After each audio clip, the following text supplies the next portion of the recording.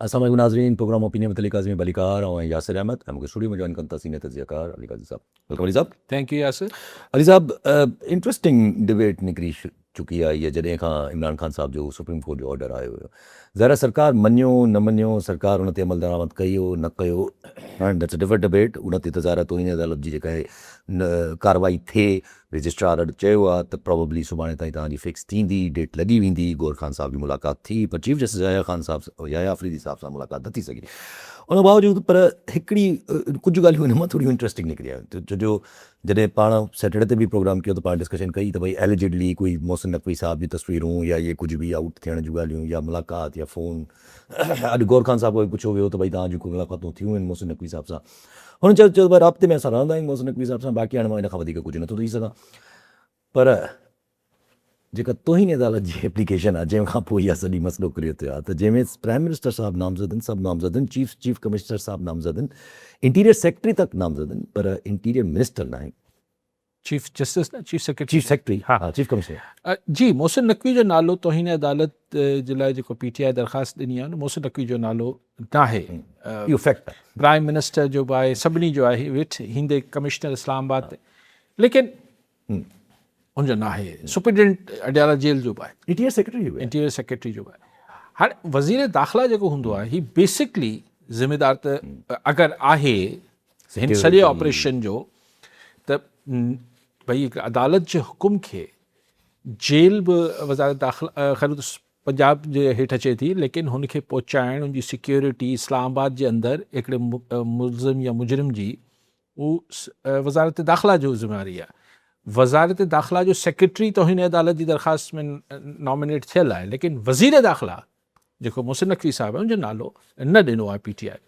ज़ाहिर इहो कमु हिकिड़ा जेके इमरान खान जा वकील आहिनि उन्हनि ते इहो फ़ैसिलो न कयो हूंदो त विच मां हिकिड़ो नालो कढी छॾिजे। ज़ाहिर पार्टी मशावरत सां थियो हूंदो। पार्टी मशावरत कीअं थी हूंदी? ज़ाहिर गौहर खान बैरिस्टर जेके आहिनि उहे पार्टी जा चेयरमैन आहिनि फ़िलहाल। अच्छा, उहो बि पंहिंजे मुंहुं त नथो, एतिरो मज़बूत चेयरमैन त न आहे पंहिंजे मुंहुं फ़ैसिलो करे वठे। लामोहला हुन सॼी पार्टी जे ऐं इमरान खान जी सिस्टर्स भेणनि खे बि कॉन्फिडेंस में वरितो हूंदो त हिकिड़ो दर छॾियूं था।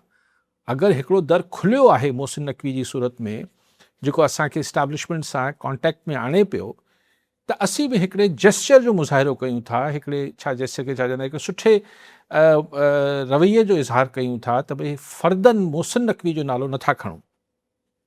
त जीअं सुभाणे हू चए यार आउं त चङा ई पियो कयां तव्हांजे लाइ, तव्हां जेको आहे उहो मुंहिंजो नालो ई तोहीन अदालत में विझी छॾियो आहे, त हिकिड़ो दरवाज़ो खुलियो रखिजे। हिन जी ॿी का साइंस न आहे। छाकाणि अॼु मूं वकील साहिबान जेके PTI जा आहिनि, खोसा साहब ऐं ॿियनि खे ॿुधो पिए, उन जॾहिं हुनखां पुछियो वियो त छो तव्हां मोहसिन नक़वी जो नालो न ॾिनो आहे, त उहो जेको जवाबु हो इंतिहाई क़ाबिल एतिराम आहिनि खोसा साहब, लेकिन उहो जवाबु को बसि जवाबु ये चइबो हाणे कुझु न कुझु त चवणो आहे त कुझु न कुझु चई वरितो। फिर प्राइम मिनिस्टर गिलानी को निकाला, फिर ये है, फिर प्राइम मिनिस्टर, फिर ये, फिर वो, और अगर कल ये साबित हो गया कि उन्होंने कुछ किया है तो उनके खिलाफ भी करेंगे।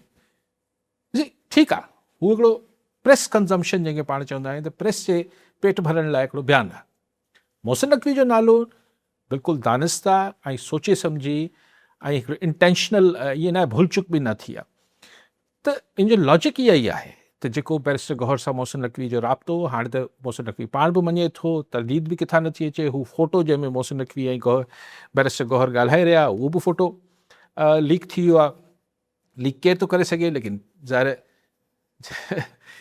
त उहो हुन खां पोइ हुनजो नालो न ॾियणु मतिलबु इहो ई आहे हिन जो आसान ॿोली में, त PTI पंहिंजो हिकिड़ो दरवाज़ो जेको मोहसिन नक़वी जी सूरत में इस्टेब्लिशमेंट सां आहे उहो बंदि नथी करे छॾे।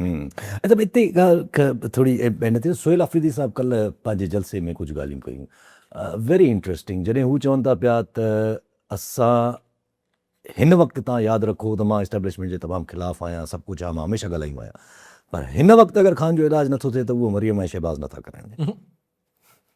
न, सोहेल अफरीदी इहो बयानु ॾिनो त हिन महिल जेको इमरान खान खे ही जेको एपिसोड थियो आहे अलशिफ़ा में न दाख़िल कयो आहे, ज़िम्मेवार इस्टेब्लिशमेंट न आहे, नवाज़ शरीफ़ आहे। मतिलबु शहबाज़ न, शहबाज़ शरीफ़ आहे, नवाज़ शरीफ़ आहे।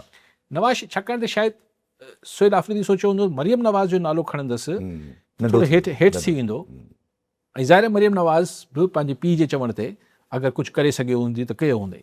सो नवाज़ शरीफ़ यानी तव्हां ॾिसो त हीअ ॿई ॻाल्हियूं ॻंढिजनि थियूं न। मोहसिन नक़वी जो नालो तौहीन अदालत में PTI न ॾिनो।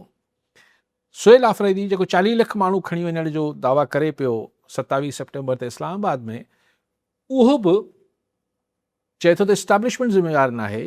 यानी हीअ जेको तासुर हो त शायदि इस्टेब्लिशमेंट रोकियो आहे हुनखे, चई इस्टेब्लिशमेंट न कयो आहे। सो हाणे फ़रियादी केरु आहे इमरान ख़ान जे केस में? फ़रियादी आहे PTI। भई इमरान जे लाइ ठीकु आहे, उनजा चाहींदड़ ॿिया बि हूंदा, लेकिन जेको बिल्कुलु ज़ाहिरी तरह जेको फ़रियादी आहे हिन सॼे रोदाद में, हिन सॼे अफ़साने में, उहो त PTI आहे। PTI इस्टेब्लिशमेंट चए थी त मोहसिन नक़वी ज़िम्मेवार न आहे। यानी सभिनी खे ख़बर आहे मोहसिन नक़वी किथां ताल्लुक़ आहे हुनजो। PTI जो चीफ मिनिस्टर जेको लॉन्ग मार्च जो कर्ता धरता आहे, हू चए थो इस्टेब्लिशमेंट ज़िम्मेवार न आहे, नवाज़ शरीफ़ आहे। त बाक़ी सिंह त न थींदा आहिनि इहा ॻाल्हि सम्झण लाइ त PTI हाणे इस्टेब्लिशमेंट खे बदिरां गवर्नमेंट खे फोकस करे पई। इहो हिकमत अमली खां वधीक आउं सम्झां थो ही अंडरस्टैंडिंग आहे त भई असां खां परे थियो, पोइ ॻाल्हायूं, पोइ कुझु थी सघे थो। कॉलर ॾिनो मीरे जा टालपुर ॾाढो जाम मां जी टालपुर साहब छा चवणु चाहींदा? तव्हांखे काज़ी साहब खे सलाम हुजे। काज़ी साहब हीअ जेके अस्पताल में न वठी वञण या सख़्तियूं करण या ही क़ैद तनाई इमरान ख़ान खे ॾियण, ज़ाहिर आहे कोशिशि कनि पिया हुनखे टोड़ण जी, हू टुटे जी अञा जेका टुटे या कंहिं डील्स में अचे। ऐं ईअं थींदो रहियो आहे हमेशह नवाज़ शरीफ़ हिन ते हिरियल आहिनि, पर हीअ शायदि कुझु हुननि खां वधीक सख़्तु जान निकितो आहे जेको हिननि जेको अंदाज़ो हुन खां। त मुंहिंजो सवाल इहो आहे त काज़ी साहब हीउ जेको 27 सेप्टेम्बर जो जेको हिननि जो हिननि ऐलान कयो आहे 20 लख माण्हू, पोइ 40 लख माण्हू, पुछा इहो जॾहिं जेकॾहिं विच में अस्पताल में हिन खे शिफ्ट कनि था त एतिरे मुतालबे ते ही विथड्रॉ करे वेंदा शायदि हेॾो वॾो जेको पंहिंजो मुज़ाहिरो या जेको हिन जो आहे इज्तिमा, पोइ हुन में नुक़सानु कोन थींदो त हिननि जी पोइ पार्टी में आहे माण्हू डिसटेड कोन थींदा? तव्हांजे हिन ते छा राय आहे? जी मीर साहब, PTI गुज़िरियल को महीने खनि खां जॾहिं ख़बरूं हलियूं त ख़ान की हयाती कहीं थी वियो आहे, हू थी वियो आहे, बीमार आहे, हीअ हुन हींअर PTI जो सिंगल पॉइंट पॉलिटिक्स थिए पई त हुननि जो लीडर इमरान ख़ान जी हयाती ऐं सिहत ऐं हिन जो मामिलो हल कजे हा। हर PTI जे प्रेस कॉन्फ्रेंस तव्हां ॿुधंदो त भई ख़ान की सेहत और उनकी इसकी हमें इस टॉप प्रायोरिटी है।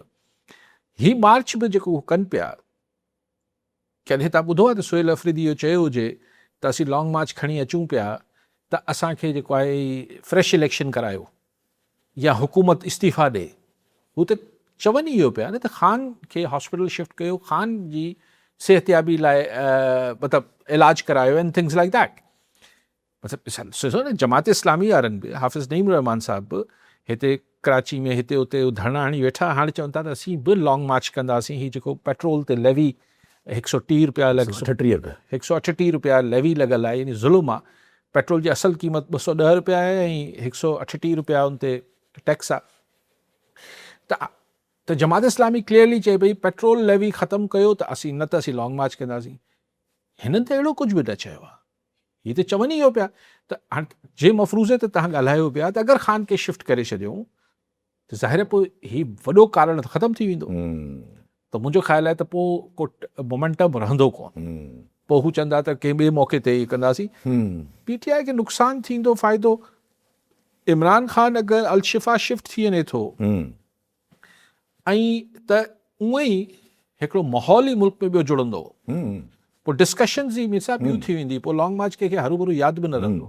घणी शयूं चेंज थी वेंदियूं, घणी इवन सभु हिते हाणे थोरो ट्विस्ट अची थो वञे, छो हीअ जेका ॻाल्हि हले थी पई मोहसिन नक़वी साहब जी, त मोहसिन नक़वी साहब इज़ गोइंग टू जेको बि हले थो पियो हिकिड़ो दरवाज़ो या विंडो जेका बि खुलियल आहे, सेठी साहब चवनि था त पिया त मोहसिन नक़वी साहब will be tired of that, हुननि खे हासिलु न थी सघंदो कुझु बि, एंड ही लीव, मतिलबु हू छॾे वेंदो पंहिंजी कान का पोजीशन खे, भाई छोड़ दो मुझसे नहीं हो रहा, पोजीशन छॾे वेंदो पंहिंजी, माना पोइ हाणे रिज़ाइन करे वेंदो मोहसिन नक़वी। हा, उहो त इहो चओ त छा उहो एतिरो PTI जो लाचार अथसि? अलाए, हा, नथो सम्झा। ॾिसो हींअर बि मोहसिन नक़वी स्टैब्लिशमेंट जी तमामु घणी गुड बुक्स में आहे।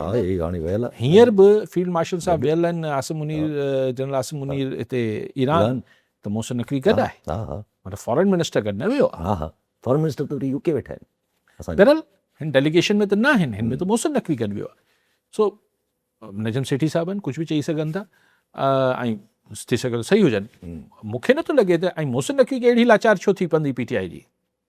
ऐं मोहसिन नक़वी त ही त कॉन्ट्रोवर्शियल हद खां वधीक थी वियो, ही बयानु ॾियण खां पोइ सूबा टोड़ियो ऐं निज़ाम ख़तमु कयो, न त माण्हू त हिन खे नेक्स्ट फ्यूचर प्राइम मिनिस्टर जी ॻाल्हियूं हिन लाइ कनि पिया। हा हा हे त हाणे फ़िलहालु इलाही तकरारी थी वियो आहे। हा हा, न त लेकिन हुनखां केरु हुनखे केरु पासीरो त न पियो करे, केरु बि कॾहिं हींअर बि जनरल साहब सां गॾु वियल आहे, फील्ड मार्शल सां गॾु आहे मोहसिन नक़वी। मूंखे नथी सम्झ बसि अब आहे त सही न, हिन वक़्तु ॼण माना ईअं महसूसु थिए थो ॼण समवेर किथे रज़ामंदी बि आहे त किथे रज़ामंदी न आहे बि।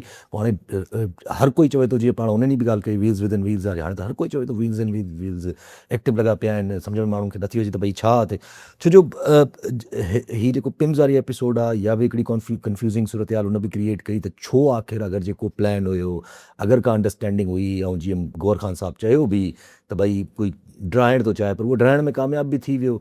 वरी हाणे तोईं अदालत जी जेका एप्लीकेशन आहे ज़रा फिक्स त न थी आहे, लेट्स सी फिक्स थिए थी नथी थिए, सुभाणे छा थिए थो छा नथो थिए। पर इस्लामाबाद हाई कोर्ट में ॾिठोसि त जेको गवर्नमेंट जो नैरेटिव आहे त भई असां इन करे न मञियोसीं इहो फ़ैसिलो, छो जो हिकिड़ो प्रेसिडेंट ठही वञे या उहो थी वञे हा त उहो 3 एप्लीकेशन इस्लामाबाद हाई कोर्ट में पहुची वञे त बाबा असांखे बि अलशिफ़ा मुंतक़िल कयो वञे। हा, इहे त सभु थींदो। लेकिन मूंखे ॾिसो, अगरि प्रेसिडेंट कोर्ट ऑर्डर्स ते मामला थींदा हुजनि त नवाज़ शरीफ़ साहब खे जो मिसाल मौजूदु आहे त कोर्ट ऑर्डर्स खां पोइ हू ॿाहिरि मुल्क हलिया विया ऐं ही वॉज ऑल्सो कन्विक्टेड, हुनखे सज़ा याफ़्ता हुआ। त पोइ हाणे इहो त ख़ैर आउं इन ॻाल्हियुनि ते नथो वञा। आउं त ॻाल्हि कयां पियो त हीअ खिचड़ी पचे थी पई न, ऐं को हिकिड़ी स्क्रिप्ट न आहे। आउं बार बार चई रहियो हुउसि त हीअ डबली में डबली आहे। कुझु शयूं हिकिड़ी स्क्रिप्ट हिकिड़े पासे लिखिजे पई, हिकिड़ी स्क्रिप्ट ॿिए पासे लिखिजे पई। तव्हां ॾिसो न माहौल छा पियो जुड़े। इमरान ख़ान वञे पियो, ज़ाहिर हेसि ताईं ॻाल्हि पहुती त छा कंहिंखे ख़बर ई न हुई छा? एग्ज़ैक्टली जॾहिं 3 जज साहिबान जो सुप्रीम कोर्ट में बेंच ठहियो त छा कानूनी माण्हू अंदाज़ा न पिया हणी सघनि त हीअ छा फ़ैसिलो ईंदो? अच्छा, उन खां पोइ फ़ैसिलो अची वियो, पोइ ख़ुदि सरकारी वकील वज़ीरनि में इख़्तिलाफ़ हो। को चए पियो न ठीकु आहे वञणु ॾियो, को चए पियो न पोइ हीअ ग़लति आहे। पोइ नज़रसानी, पोइ हुनखे वठी अचनि था, पोइ हुनखे पिम्स खणी वञनि था, हुते पिम्स में लाइटूं बंदि कर। अजीब, यानी दैट मीन्स कि को single chain of command operate न पई करे न। आउं फ़ोन करे चवां पियो हीअं करे छॾियो, यासिर फ़ोन करे चए पियो न हीअं कयो अथई, त ख़बरदार हीअं कयो अथई, त टियों माण्हू कुझु ॿियो चए पियो न पर हीअं न हीअं बि कर। त समथिंग इज़ नॉट मतिलबु हिकिड़ी जेके चए थी न सिंगल चेन में शइ हले थी त बाबा हीअ बसि न करिणो आहे, ॻाल्हि ख़तमु थी वई। हीअ त न पियो थिए, ही जॉइंट अपोज़िशन ठही वञे थी। मौलाना फज़लुर रहमान जी तव्हां गुफ़्तगू ॿुधो पिया, इहा ॿोली पोइ भेरे कयूं, पोइ उन्हनि चयो न असीं परचाईंदासीं, पोइ मौलाना साहिबु कुझु अरसो माठ रहियो। पर जेका मौलाना जी कल गुफ़्तगू थी आहे उहा पाकिस्तान में ऐं हिन दफ़े मौलाना जे बयाननि ते कि हिकिड़े वज़ीर रद्द अमल न ॾेखारियो आहे। छाकाणि त पोइ भेरे ॾेखारियऊं त पोइ शायदि किथां चयो हूंदो बाबा तव्हां मौलाना खे नाराज़ न कयो। मौलाना पाण जवाब बि न ॾिनो उन्हनि जी ॻाल्हियुनि खे। ठीकु, हाणे मौलाना जेका हाणे उनखे वरजायूं, पाण कीअं वरजायूं, त वॾा माण्हू आहिनि उन्हनि खे। त इहा गुफ़्तगू हीअ छा पियो थिए? जमात इस्लामी भले पेट्रोल जे नाले ते अगरि लॉन्ग मार्च जी ॻाल्हि करे पई त लॉन्ग मार्च पेट्रोल लेवी नथी सरकार घटाए सघे, सरकार वटि पैसा ई कोन्हनि। ऐं नथो चवां घटाइणु न खपे, ज़रूरु घटाइणु खपे, ख़तमु करणु खपे, पर अहिड़े मुतालबे सां अगरि लॉन्ग मार्च थिए थो जेको सरकार जे वस में न आहे मंज़ूर करणु, त माना जहिड़ो। अच्छा, अगरि इहा ई लॉन्ग मार्च, हिननि जी लॉन्ग मार्च जमात इस्लामी जी बि अगरि सेप्टेम्बर जे महीने में किथे अची वई, तारीख़ का 15-18 सेप्टेम्बर अची वई, त पोइ इस्लामाबाद ते ॿिनि तरफ़नि खां, ऐं हू 27 सेप्टेम्बर आहे, हीअ जेको अंदरि हले पियो, हीअ सूबनि वारी रागनी, तव्हां मूंखे सम्झायो। आउं मौलाना साहिब जी हुन गुफ़्तगू में नथो पवां त भई मुल्क में बाहि लॻल हुजे, घर में बाहि लॻल हुजे, ऐं तव्हां चओ उहो त बिल्कुलु सही था चवनि मौलाना, पर बाहि खे कहाँ ज़ाहिर आहे KP बलूचिस्तान आज़ाद कश्मीर त आहे, लेकिन मुल्क जे अंदरि हुकूमत जेको आहे अञा साह न पई पटे स्टेबिलिटी जो सियासी इस्तेकाम जी अञा हू मस हिकिड़ो सुर ॻाइणु शुरू कयो सरकार, हिकिड़े बयान अची सॼो सुर फिटाए छॾियो ऐं सॼे मुल्क में अफ़रा तफ़री थी वई आहे। पोइ चवनि था त साईं पोइ नवाज़ लीग जो बि नवाज़ शरीफ़ वारो धड़ो नथो मञे, पीपल्स पार्टी सफ़ा जवाबु ॾेई वेठी आहे। पोइ कल्ह हामिद मीर चए थो त ज़रदारी साहब ऐवान सदर छॾाइण लाइ बिल्कुलु तयारु वेठा आहिनि। हाणे ज़ाहिर हामिद मीर मूंखे पर्सनली बि ख़बर आहे त हामिद मीर ऐं ज़रदारी साहब तमामु हिक ॿिए सां वेझा आहिनि, मतिलबु पाण ॿुधाए चुका हा ठीकु डिफरेंट ॻाल्हियूं त ॻाल्हि इहा आहे त हामिद मीर अहिड़ी कची ॻाल्हि ज़रदारी साहब जे हवाले सां कीअं कंदो? माना पोइ ज़रदारी साहब खे नाराज़गी छा हूंदी सवाइ ही सूबनि वारी ॻाल्हि जेका थिए पई ऐं 18th अमेंडमेंट खे रोल बैक करण वारी ॻाल्हि आहे।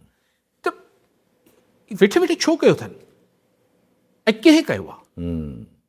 ठीकु आहे, शुरूआति मौसम नकवी कई आहे, लेकिन पोइ हिनखे एतिरो बैकअप केरु ॾिनो आहे?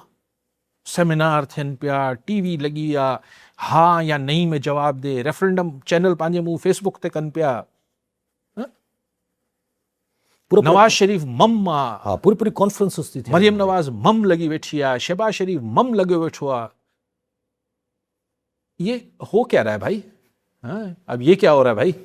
तो ॻाल्हि इहा आहे त ही सभु कुझु मुल्क में फटफोड़ छो मचाई वई आहे? ठीकु आहे, आऊं मौलाना साहब जे, मौलाना फज़ल रहमान जे हिन तजिए सां 100% एग्री कयां थो त ही सूबनि वारी जेको रागणी आहे, दरअसल मक़सदु NFC में मर्कज़ जो वधाइणो आहे ऐं सूबनि जो घटाइणो आहे। चवनि पिया अच्छा ही 4 न पिया मञनि न, इन्हनि खे पटी करे छॾियो त पोइ वरी चवंदासीं हाणे हफ़्तो ज़ाहिर 32 सूबा थी विया त वरी NFC अवॉर्ड ठहंदो न, NFC ॿियो जुड़ंदो, नए सिरे जुड़ंदो, त उन में पोइ फॉर्मूला ई चेंज करे छॾिजनि।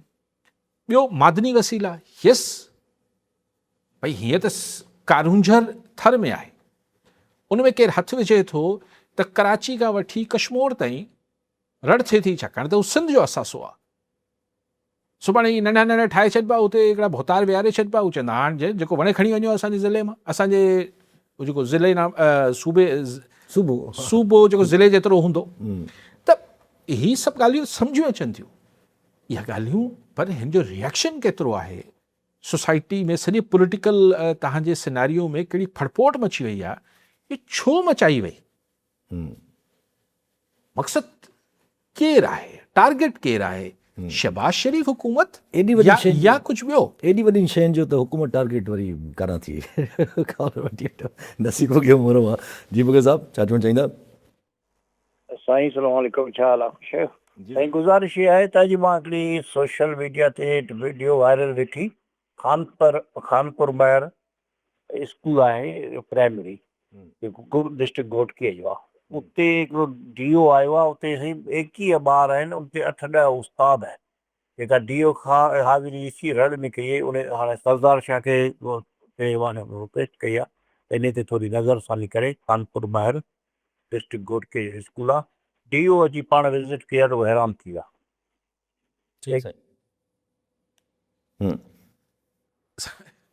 ज़ुल्म आहे वाकई में, 21 ॿार ऐं मुंहिंजे ख़्याल 18 उस्तादनि या 50 उस्तादनि अलाए केतिरा आहिनि, ऐं चवंदा आहिनि हाणे ॿार ॿिया भर्ती थी विया, पर उस्ताद तव्हां पहिरीं, ऐं कई सिंध में स्कूल आहिनि जिते उस्ताद आहिनि ई कोन, कई आहिनि, 100,000 में हूंदा जिते उस्ताद आहिनि ई कोन, या आहिनि बि त वीज़ा ते आहिनि।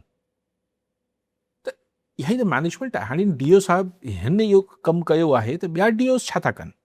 वरी छो नथा ॾिसनि त उस्ताद आहिनि या न आहिनि? मसइलो इहो हुजे थो त भई उते जे MPA या वज़ीर या कंहिं चङे मुड़ुस जी वधीक हलंदी पुॼंदी हूंदी, या हुन ते क़ाइदे आज़म वधीक हलियो हूंदो, त उते जे हमराहनि खे वधीक नौकरियूं उस्तादनि जी मिली वई हूंदियूं, ऐं सभिनी चयो हूंदो असांजे ॻोठ हिते आहे, असांजो तालको हिते आहे, हिते ई पोस्टिंग करे छॾियो, पोइ स्कूल जी स्ट्रेंथ वधाई वई हूंदी, ॿार हुजनि न हुजनि, आवा का आवा ई बिगड़ा हुआ। वो पूरे मुल्क जो ई हिन वक़्तु हालत अहिड़ी आहे, टैकल डाउन इफेक्ट थो अचे सॼो। माण्हू चवनि था त यानी अक्सर माण्हू चवनि था भई पाकिस्तान जेका हिकिड़ी पोज़ीशनिंग कई पाकिस्तान इंटरनेशनली, ज़ाहिर आहे उहो नज़र बि अचे थो पियो, अॼु बि ईरान वयल इन सभु कुझु, सीरिया जी पंहिंजो हुन में ब्लॉक में अचण जूं ॻाल्हियूं, कतर जूं अचण जूं ॻाल्हियूं पाकिस्तान वारे ब्लॉक में, but that's not translating in any way. You see, now, international front ते तव्हां हिकिड़ी मिसाल क्रिकेट टीम आहे, तव्हांजी बॉलिंग तमामु सुठी हुजे पर तव्हांजी बैटिंग ख़राबु हुजे त कहिड़ी कम जी डज़ंट बॉलिंग? मैटर को हा तव्हांजी बैटिंग तमामु सुठी हुजे पर बॉलिंग ख़राबु हुजे, या तव्हांजी बैटिंग बॉलिंग ॿई ठीकु हुजनि, फील्डिंग जॾी हुजे।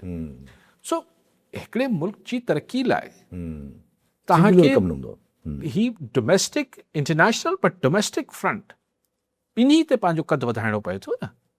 डोमेस्टिक फ्रंट सां मुराद हुजे थी हुते तव्हांजे वटि केतिरो रूल ऑफ लॉ आहे, डेमोक्रेसी आहे न आहे, ह्यूमन राइट्स जी छा सिचुएशन आहे, इकनॉमिक एक्टिविटी छा आहे, ईस्ट टू बिज़नेस केतिरो आहे, अलिफ बे ऐं तव्हांजी फॉरेन पॉलिसी कीअं आहे। हाणे असां हीअ त ठीकु आहे त हिकिड़ी जेका हीअ ॾिसो हीअ फ़ौजी पैक्ट आहे, हीअ को तिजारती पैक्ट न पिया थियनि। हिकिड़े मुल्क ते हमिलो, ॿिए मुल्क ते हमिलो तसवुरु थियो, ठीकु थी वियो।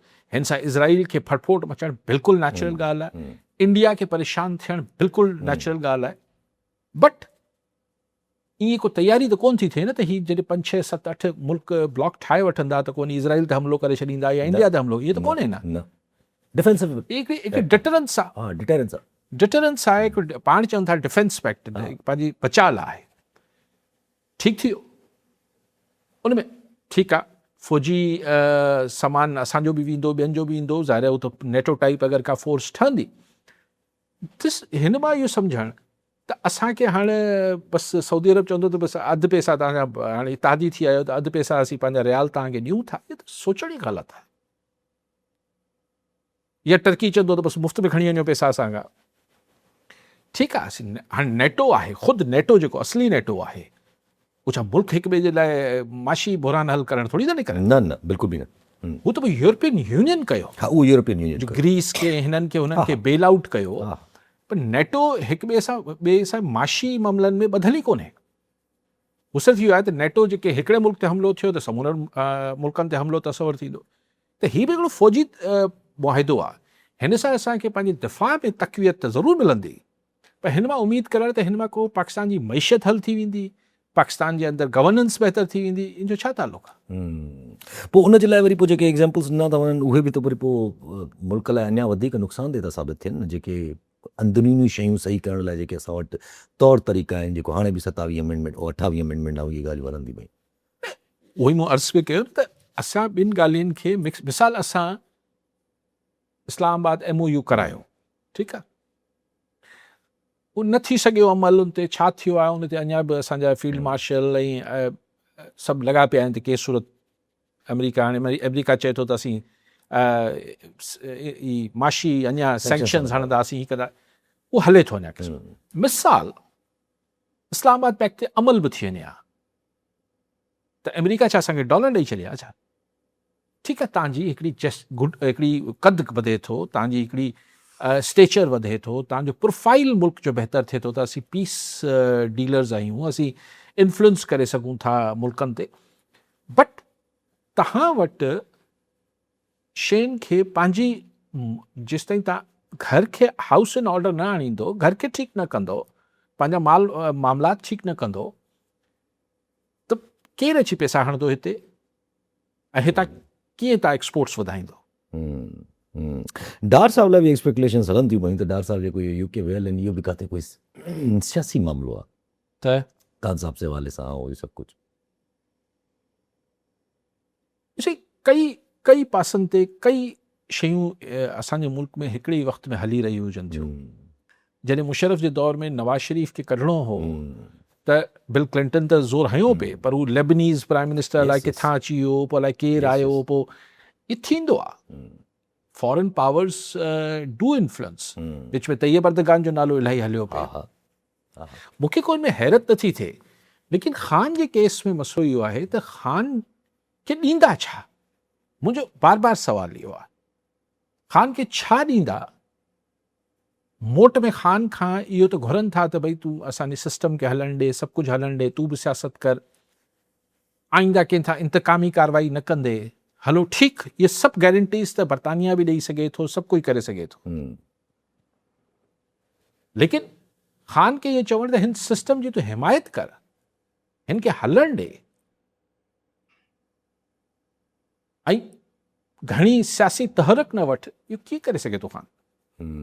हलो ख़ामोशी सां हिन सिस्टम खे हलण बि ॾे, पर जॾहिं पहिरियों जलसो कंदो मिसाल लाहौर में मीनारे पाकिस्तान ते हुते अगरि 10 लख वाकई में 10 लख माण्हू अची वञनि था ॻाल्हि उते ई पूरी ऐं पोइ हुतां हिकिड़ी GT रोड ते हलणु शुरू करे थो हम्म, त पोइ ही सिस्टम में दॿ ॼणण जेके सोली सिंधी में आहे न प्रेशर वठणु हिन में आहे ई कोन, हे हवा में बीठल सिस्टम आहे, ही लुड़ी वेंदो, उहो सभु सम्झनि था। पोइ ओड़ो माहौल बि त ठही वियो आहे ऑलरेडी। जॾहिं ज़रदारी साहिबु चवनि था पिया त मां जेको आहे उहो मतिलबु पाण ज़रा पैगाम आयो आहे हामिद हफ़ीज़ साहिब जे तरफ़ां त भई सीट बि चढ़ण लाइ मतिलबु उहो पंहिंजो सदर ऐवान सदर चढ़ण लाइ बि तयारु आहिनि अगरि द सिचुएशन खे हिकिड़ो अनफोल्ड कयो वियो। इस्टेब्लिशमेंट जे करीब माण्हू चवंदा पिया त बिलावल साहब के ऊपर कांटा लग चुका है, रेड क्रॉस मार दिया गया है, मौलाना साहब के ऊपर रेड क्रॉस मार दिया गया है। त इहे ॻाल्हियूं त पोइ हाणे इवेंचुअली माण्हू त पोइ रियलाइज़ कंदा न अगरि अहिड़ी ॻाल्हि आहे रेड क्रॉस आहे त पोइ ठीकु आहे। सर ॾिसो रेड क्रॉस फ़र्द हणंदा आहिनि न, हा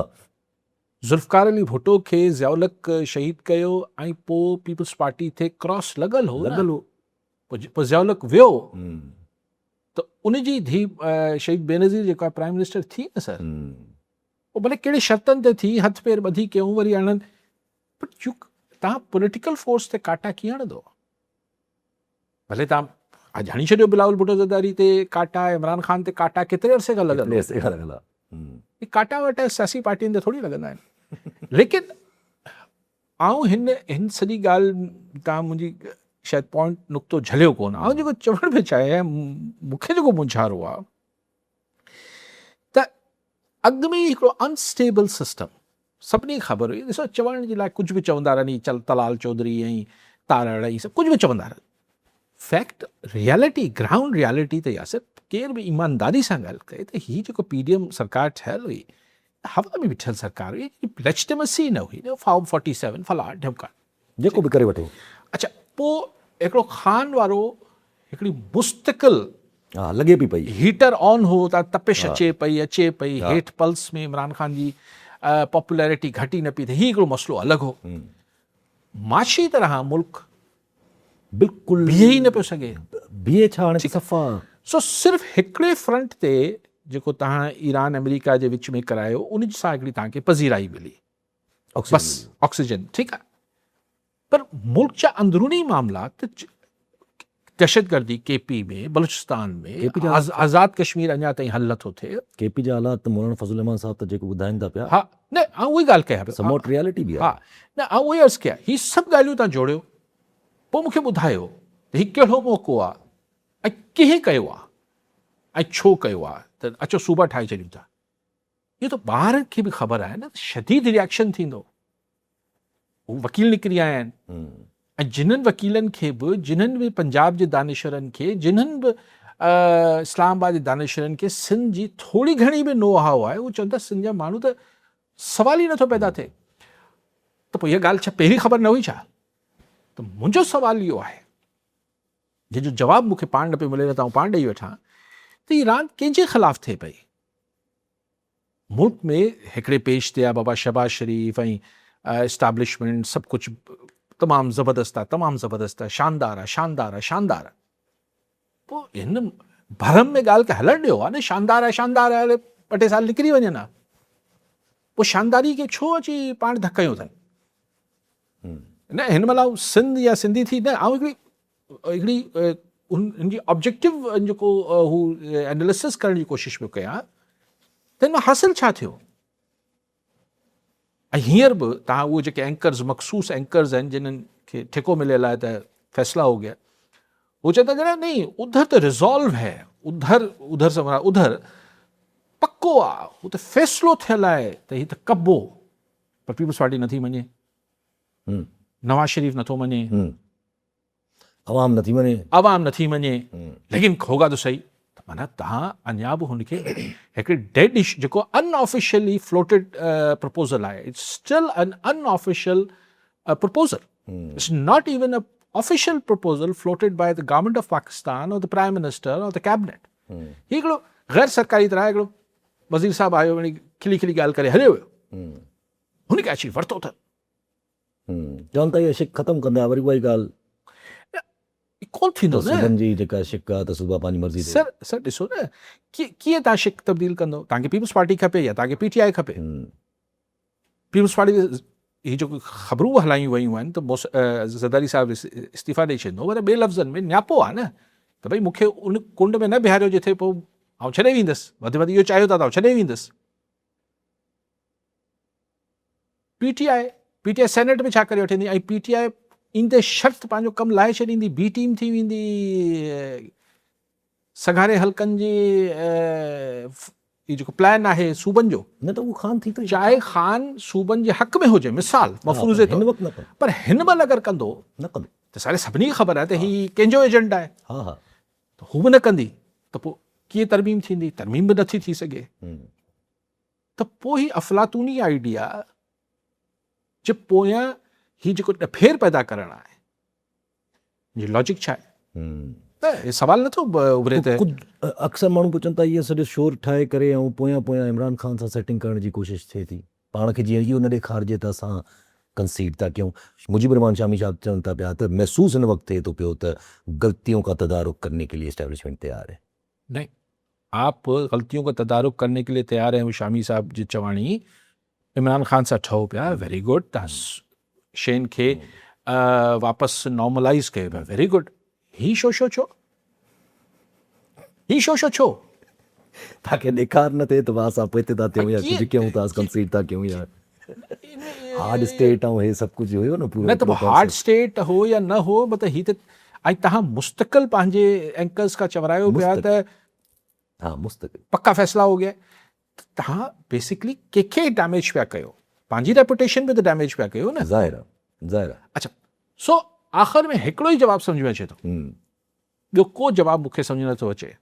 हिन सां शहबाज़ हुकूमत खे कहिड़ो फ़र्क़ु पइजी वेंदो, हिन में कंहिंखे बि को फ़र्क़ु, ॻाल्हि मूंखे हिकिड़ी सम्झ में अचे थी त इहा तवक्का या उमेद हूंदी त हिन तकरारी इशू ते पोलराइज़ेशन ज़ाहिर थींदी, कुझु माण्हू त यकीन हक़ में बि हूंदा, मिसाली मुस्तफ़ा कमाल वारा ऐं हिन टाइप जा माण्हू, त हिकिड़ी राय ठही वञे त यार ही सियासी पार्टियूं मुल्क खे सुधारण लाइ तयार ई न आहिनि, कंसेंसस ठाहिण लाइ तयार ई न आहे, ही कंहिं मुस्बत ॻाल्हि ते गॾु थियण लाइ तयार ई कोन्हनि, तॾहिं की छा कबो अहिड़नि खे, छा कबो अहिड़े आइन खे, मतिलबु ॻाल्हि इहा आहे त पोइ असीं पाण कंदासीं छा सूबा न त उन में जेको इहो त ठीकु आहे तव्हां चयो, पर जेके बेसिक शयूं जेके असां शुरू में ॻणायासीं त if it's terrorism, if it's political माण्हुनि जो इंतिशार, इफ इट्स